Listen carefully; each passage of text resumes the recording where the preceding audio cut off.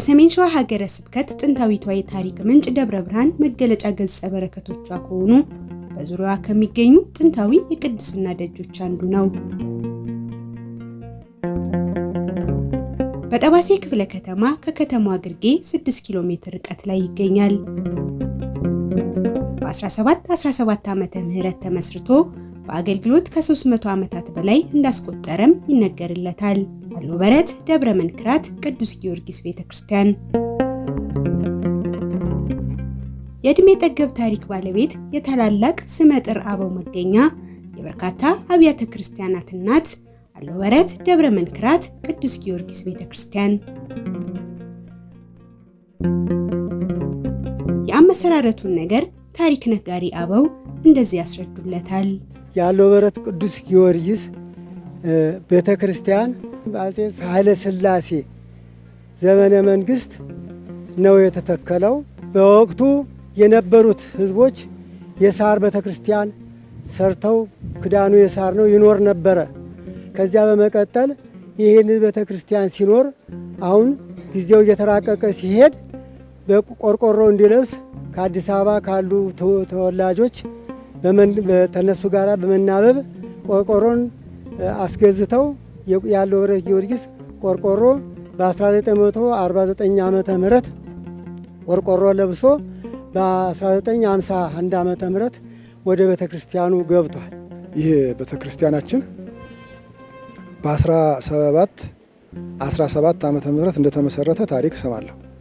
ከዛም በመቀጠል ከ1949 ዓመተ ምህረት ድረስ በሳር እንደቆየ ከ49 እስከ 51 ድረስ ቆርቆሮ ለብሶ በ51 ዓመተ ምህረት ወደ መንበሩ እንደገባ ይህን ታሪክ አውቃለሁና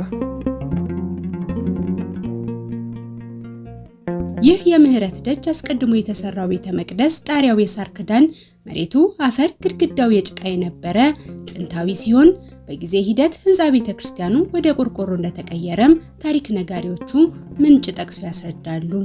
አሎ በረት ጊዮርጊስ በ1717 ዓመተ ምህረት ነው የተመሰረተው ይሉናል አባቶቻችን ሲያስረዱን። በ1949 ዓመተ ምህረት ቆርቆሮ ለበሰ። አሎ በረት ደብረ መንክራት ቅዱስ ጊዮርጊስ ቤተክርስቲያን በቀደመው ዘመን በደብረ ብርሃንና በዙሪያው የነበሩ ምዕመናን ሰፊ መንፈሳዊ አገልግሎት ያገኙበት የነበረ ማረፊያቸውም ሲሆን ዛሬ ሰበካ ጉባኤ አቋቁመው ራሳቸውን ችለው የሚተዳደሩ የበርካታ አብያተ ክርስቲያናትም እናት ነው።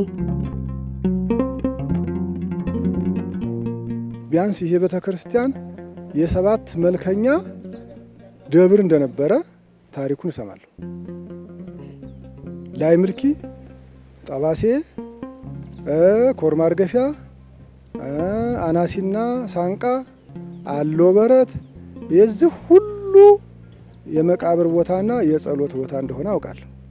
ከዛም ደግሞ እኔም አልተወለድኩም በመድኃኔ ዓለም በቤተ ክርስቲያን ወደዚህ ሲመጣ ጦር ሰራዊቱ ድንገት አንዳንድ ወታደሮችም ሲሞቱበት ከዚህ ከጠባሴ ዛሄዶ እስከሚቀብር እስከነበረ ድረስ በስተመጨረሻ ላይ ተስማምተው ተመካክረው አንድ ታቦት ይሰጠን እኛ እንዳቅሙ ማቃኛውን እንሰራለን ብለው የሰራዊቱ ኃላፊ ናቸው ይባላል። ይህንን መድኃኔ ዓለምን ከዛ ተቀብለው ወደዚህ እንዳመጡ ታሪኩን ሰማለሁ። በ1955 ዓመተ ምህረት የጠባሴ መድኃኔ ዓለም ተዚያ መጥቷል።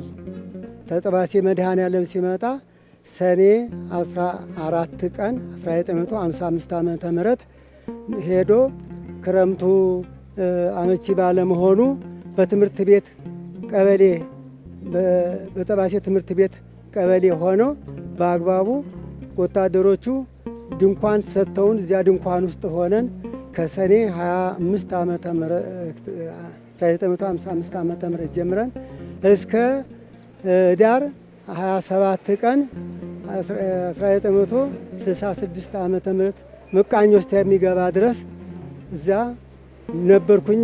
17 ዓመት ላይ ልጅ ነኝ። እኔም ስለነበርኩ ነው የራሴ የነበርኩበት ነው የምነግራችሁ። ላይል ሚኪ ቅዱስ እግዚአብሔር አብ በ1971 ዓመተ ምህረት አሁንም በድጋሚ ተዚሁ አሎ በረት ቅዱስ ጊዮርጊስ ወጥቶ ተተከለ። ጎልቦ የሚባል መድኃኔዓለም አሁንም ያለ የሚኖርበት ቦታ እንዳለ አውቃለሁ። ከዛ ደግሞ በርቀቱና ይህም ስለተደራጀ ያም ስለራቀው አባቶች እናቶች ስለደከማቸው ያም ወደዛው ይቅርና ይህም በዚሁ በደብሩ ይዋል ተባለና ከዛም በኋላ በፋጂ አሁን እንጦጦ ማርያም በተተከለችበት አካባቢ በዛ ጋር ጥምቀትን ማደር ጀመረ። ላይ ምልኪዎች ለቀብር ምራቃቸው፣ የተማሩ ካህናቶች ለቅዳሴ ምራቃቸው፣ አባቶች ለማስቀደስ ምራቃቸው ተብሎ በአገሮች ተወያይተው ቅዱስ እግዚአብሔርም ደግሞ ካጠገው ወሰዱና ላይ ምልኪ ወሰዱና ተከሉት። መቼ?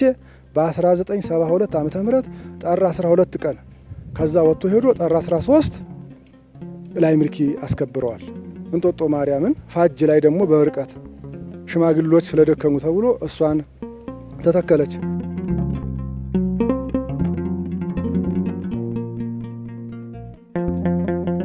ሰማዕቱ ቅዱስ ጊዮርጊስ በምልጃው ለታመኑት ለተማጸኑት ሁሉ ምሕረትና ፈውስ የሚሰጥበት የቅዱስ ስፍራ ሰዎች በተጨነቁበት ፈታኝ የድርቅ ወቅት በዚያ ስፍራ ከጭንጫ ላይ ጠበል አፍልቆ በምልጃው የቅዱስ እግዚአብሔርን ምሕረት እያደለ የተጨነቁትን በአማላጅነቱ ጥላም እንደረዳቸው የደብሩ ታሪክ ይገልጣል። በ77 ድርቅ ነበረ፣ ኃይለኛ ድርቅ ነበረ።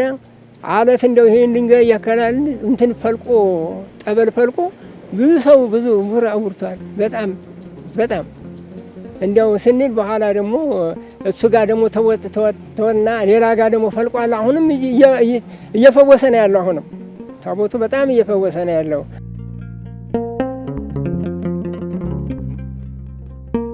ከተመሰረተ ከ300 ዓመታት በላይ ያስቆጠረው ይህ ታላቅ ደብር እንደ አንጋፋነቱ፣ እንደ ጥንታዊነቱ፣ እንደ ታሪክ ምንጭነቱ ለከተማዋም እንዳለው ቅርበት በሚገባው ልክ ያለማ መሆኑ ታሪኩን ለሚያውቁት ለአካባቢው ምዕመናንም ብሎም ደርሶ ላይ የሁሉ ቁጭትን ይፈጥራል።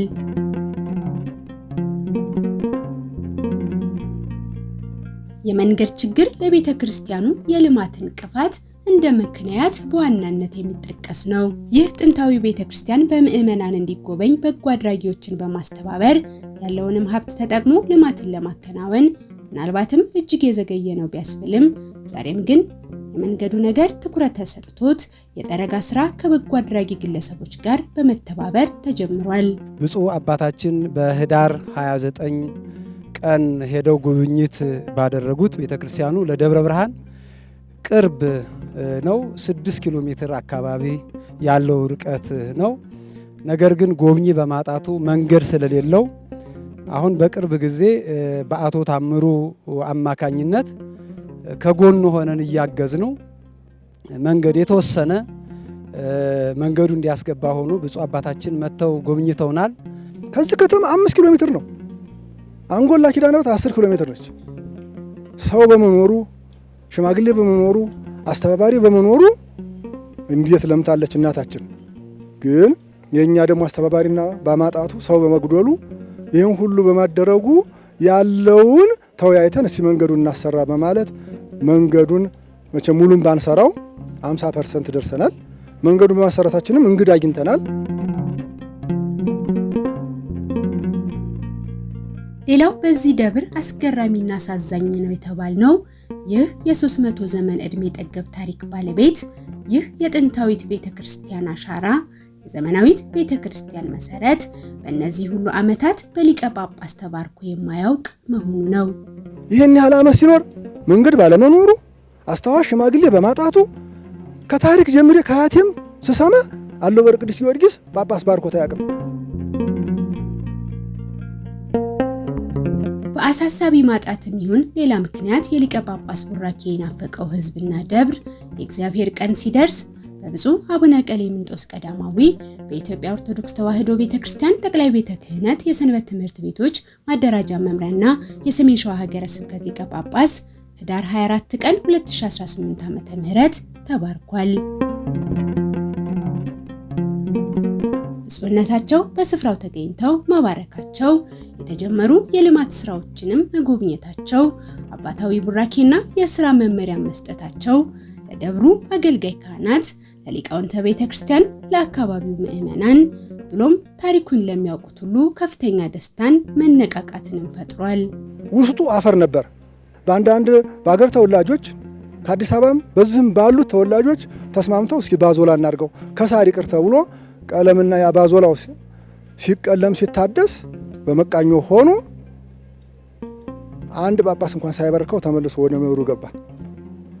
እግዚአብሔር ፈቀደና አባታችንን ጸጋውን ያድልልን። ይኸውና በቀደም ሄደው ታይቶ የማይታወቀውን አባታችን ይባርከውና ትልቅ ደስታ ተሰምቶኛል። በብፁዕነታቸው የጉብኝት ወቅትም ክቡር መጋቤ ሐዲስ ነቃ ጥበብ አባቡ የሀገረ ስብከቱ ዋና ስራ አስኪያጅ ባስተላለፉት መልእክት ይህ ደብር ቀደም ባለው ዘመን ለዚህ አካባቢ ምዕመናን ሰፊ አገልግሎት ይሰጥበት የነበረ እንደነበር አንስተው ከዚህ ደብር የወጡ ብዙ አብያተ ክርስቲያናት ዛሬ ራሳቸውን ችለው ታላላቅ አድባራት እንደሆኑ እንደ ታሪካዊና ጥንታዊነቱ ያለ መልማቱ የሚያሳዝን ቢሆንም ለሁሉም ጊዜ ያለውና ዛሬ ተባርኮ የልማት መንገዱን ለመጀመር ስለመቻሉ አንስተዋል። እንግዲህ ይህ ቦታ በጣም ታሪክ ያለው የሁሉ ሰብሳቢ የሁሉ አባት እንደሆነ ነው የምንረዳው።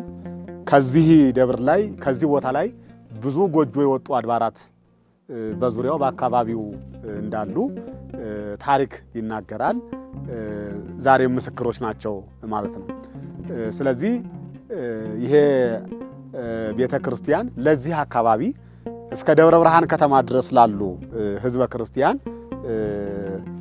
ወልደው ክርስትና የሚያነሱበት ሲሞቱ የሚያርፉበት በአጠቃላይ መንፈሳዊ አገልግሎትን የሚያገኙበት እንደሆነ እንገነዘባለንና ስለዚህ በጣም ታሪካዊ ቦታ ነው። ይሄ ታሪካዊ ቦታ እንደ ታሪካዊነቱ አለመልማቱ እንደ ታሪካዊነቱ አለማደጉ ደግሞ ዋናው ማነቆ ችግሩ አሁን በነጋሽ ታምሩ በኩል ሲገለጽ ሰምተናል። በአስተዳዳሪውም በኩል እንደዚሁ ማለት ነው። ሆኖም ግን እግዚአብሔር ጊዜ አለው። ዛሬ ለዚህ ቦታ እግዚአብሔር አዲስ ታሪክ እንዲጻፍ አዲስ ምዕራፍ እንዲከፈት ብፁዕነታቸው መጥተው በኪደተ እግራቸው እንዲባርኩት እግዚአብሔር አድርጓል። ይሄ እግዚአብሔር ስራ ነው፣ እግዚአብሔር መልካም ፈቃድ ነው።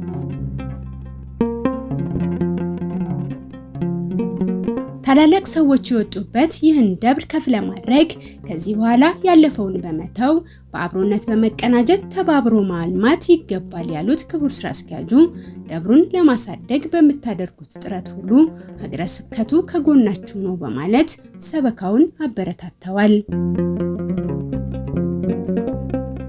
ብፁዕ አቡነ ቀሌምንጦስ ቀዳማዊ በጉብኝቱ ወቅት ባስተላለፉት አባታዊ ቃለ ቡራኬ አባቶች ያቆዩትን ቅርስ የተረከበ ለመጠበቅም የተመረጠ ይህ ሕዝብ የታደለ ነው።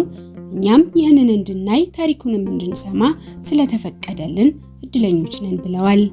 ብዙ አባቶች ብዙ አዛውንቱ በእውነቱ የሀገር ፍቅር ያላቸው የወገን ፍቅር ያላቸው የአምላክ ፍቅር ያላቸው አዛውንት በዚህ አልፈውበታል። ታላላቅ ሰዎች እነሱ ከመሬት በታይ ነው ያሉት፣ እኛ ከመሬት በላይ ነው ያለነው ባሁን ያለነው ማለት ነው። እና እነዚህ አባቶቻችን የቆዩት ቅርስና ታሪክ ነው። ይሄ ቤተክርስቲያን ቅርስ ነው፣ ታሪክ ነው፣ ጥንታዊ ቤተክርስቲያን ነው። በቅዱስ ተመዝግቦ ያለ ነው። ተመልከቱት። እና እዚህም አካባቢ ያለው ህዝብ ደግሞ እድለኛ ነው። አሁን በዚህ በጥንታዊው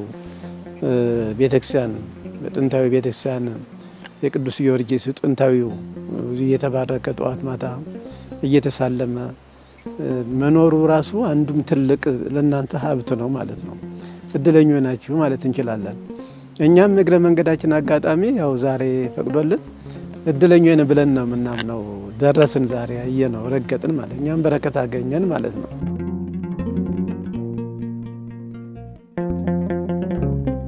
ቅድስት ቤተ ክርስቲያን ምንጊዜም የተለያዩ ውስጣዊና ውጫዊ ችግሮች አሉባት ያሉት ብፁዕነታቸው ነገር ግን ችግሮችን በጥበብ መፍታት በጊዜ ተጠቅሞ ተገቢውን ስራ መስራት ያስፈልጋልን ብለዋል።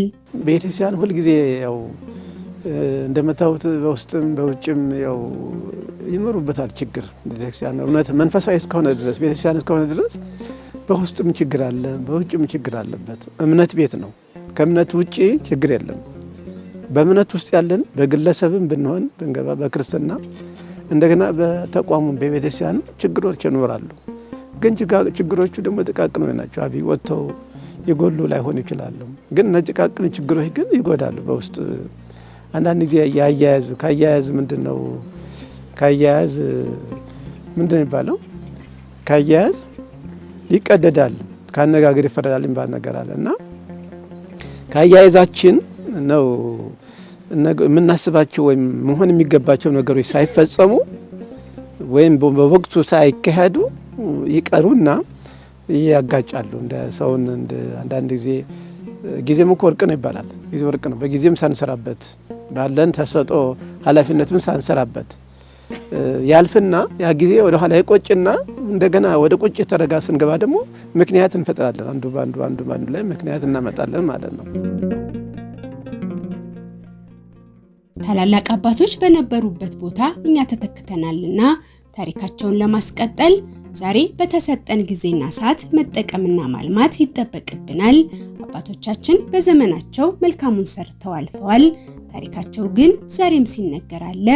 በእነርሱ የተተካችሁ እናንተ የድርሻችሁን ኃላፊነት መወጣት፣ የአባቶቻችሁን ፈለግ ማስቀጠል ይጠበቅባችኋል ሲሉ አሳስበዋል። በዚህ ቤተክርስቲያን ማንም አይመጣም፣ ማንም የለውም። የኛ ነን። ቤተክርስቲያኑ ደግሞ የኛ ነው። የኛ ነው። የህዝቡ፣ የወጣቱ፣ የእናቶች፣ የአባቶች በጾታም ማለት ነው። በምእመናንም የካህናትም የአካባቢ በሩም አልፎ ደግሞ የኢትዮጵያ ታሪክ ነው ይሄ። ስለዚህ ባለን ጊዜና ሰዓት ባለን ጭንቅላት፣ እውቀት፣ ሙያ፣ ሀብት መጠቀም ያስፈልገናል። ይሄ ታሪካችን እዚህ ነው የሚቀመጠው። መቼም ጊዜያችን አላግባብ ሌላ ቦታ ሊባክን ይችላል። አይምራችን፣ ሙያችን አላግባብ ሌላ ቦታ ሊባክን ይችላል። ሀብታችን አላግባብ ሌላ ቦታ ሊባክን ይችላል። ግን እዚህ ቦታ የምናደርገው ለቤተክርስቲያን የምንሰራው ስራ ደግሞ ቋሚ ሀብታችን ነው፣ ምንኮራበት ነው፣ ታሪካችን ነው፣ ቅርሳችን ነው። ወጣቶች እናንተ የምናያቸው ቅርሳችን ሀብታችን ነው። እነዚያ ትናንት የነበሩት አባቶቻችን የምንላቸው ወጣቶች በእድሜ ወጣቶች ናቸው። ሸምግለው ሽማግሌ ሆነው አይደለም፣ ስራቸውን ያስመግላቸው ትልቅ ያደርጋቸው። በእድሜ ደግሞ ሲሄዱ እየገፉ መጡ ማለት ነው። ታሪካቸውም እነሱም ማለት ነው። ስለዚህ ታሪክ ሽማግሌ፣ ልጅ፣ ወጣት ታህና አይልም። ሁሉም ሰሪ ነው። ሁሉም ግዴታ አለበት ማለት ነው። በእምነቱ ላይ፣ በታሪኩ ላይ፣ በአካባቢ ልማት ላይ፣ በቤተክርስቲያን እድገት ላይ ሁሉም ይመለከተዋል ማለት ነው።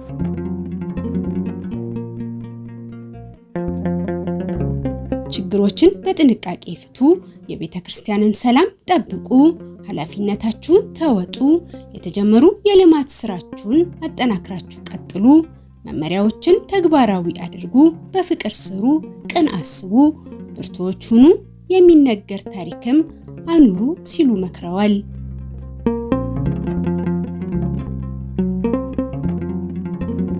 በደብረ ብርሃንና አካባቢው ለተወለዱ ምዕመናን ስሙ ልዩ ትርጉምና የትውስታ ጣዕም ያለው አለውበረት ደብረ መንክራት ቅዱስ ጊዮርጊስ ቤተክርስቲያን ስሙን የሚያውቁት ሁሉ ስዕለት ሰሚው ታቦት የሚለው መጠሪያውንም አብረው ያውቃሉ።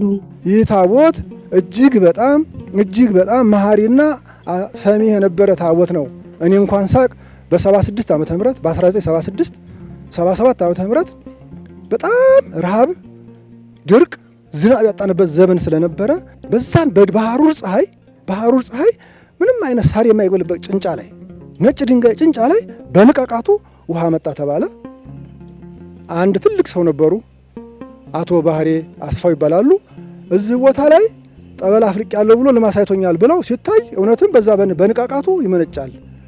ትንሽ እያንዳንዱ ድንጋይ በድጅሞ ፈልፍለው ሲያወጧት ያቺ ድንጋይ እየሞላች ሲቀዷትም አታልቅም። ብዙ የታመመ ፈውሳለች፣ እውር አብርቷል።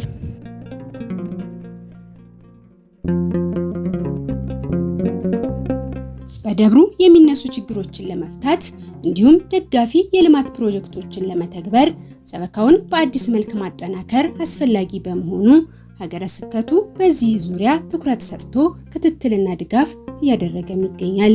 ከዚህም የተነሳ አዳዲስ የልማት እንቅስቃሴዎች ተጀምረው ወደ ተግባርም ተገብቷል። የጀመርናቸው ልማቶች አሉ። ቃቤት የለውም። በድሮ በካብ በጥቁር ድንጋይና እንዲሁም በጭቃ የተካበ ነው። አሁን እየሰራን ያለነው ዕቃ ቤቱን በአዲስ መልኩ እየሰራን እንገኛለን። ግንባታውን ብፁዕ አባታችን ጎብኝተውልናል። አሁን ግንባታውን ጨርሰን ወደ ጣራ ደርሰናል። ይህንን ስንሰራ ከጎናችን ብዙ አባቶች፣ ወንድሞች እየደገፉን ይገኛሉ። ደብሩ እንደ ቀዳሚነቱ እንዲያድግ ልማቱ በታሰበለት ልክ እንዲፋጠን የሚመለከታቸው አካላት በሙሉ ተገቢውን ትኩረት እንዲሰጡት ሰበካው ጥሪውን ያስተላልፋል። አሁን እንግዲህ ከጎናችን ሆነው ብዙ ወገኖቻችን ወንድሞቻችን እንድታግዙን የምንፈልገው በትልቁ ነገር በዋናነት መንገድ ያስፈልገናል። መንገዱን እገዛ እንድታደርጉልን የግለሰቦችም ትላልቅ ድርጅቶች ቦታውን አይታችሁ ቦታው እውነት እንደዛ አይነት ነው ወይ ብላችሁ ቦታው ቅርብ ነው በእግራችን የምንሄድ አሁን ደግሞ እግዚአብሔር ይመስገን መንገዱ ማስገባት ስለሚችል የተወሰነ መንገዱን አይታችሁ ድጋፍ እንድታደርጉልን ለማስተላለፍ ፈልጋለሁ። ባካችሁ የአካባቢ ተወላጅ ሆናችሁ በደብረ ብርሃንም በአዲስ አበባም በውጭም ያላችሁ የአሎበረት ደብረ መንክራት ቅዱስ ጊዮርጊስ ተወላጅ ሆናችሁ መጣችሁ ጎብኝታችሁ ቤተክርስቲያኑ እንድትታደጉት ይሄንን ከ300 ዓመት በላይ ያስቆጠረ ቤተክርስቲያን እባካችሁ ተባበሩን፣ ሊፈርስ ነው ታደጉን ለማለት እፈልጋለሁ። ቤተክርስቲያኑ ብዙ ነገር ይጎለዋል። አሁን ዕቃ ቤት ነው ጀምረን ያለነው። በረንዳ ቤተክርስቲያኑ ቆመ ብእሲ የለውም፣ በረንዳ የለውም፣ ዙሪያውን መርገፍ የለውም፣ እንግዳ ማረፊያ አዳራሽ የለውም፣ ዙሪያውን አጥር የለውም። በተቻለ መጠን አስተዋጽኦና እርዳታ እያደረገልን ይህን ቤተክርስቲያን እንድናጸዳ ይህንን እንጠይቃለሁ።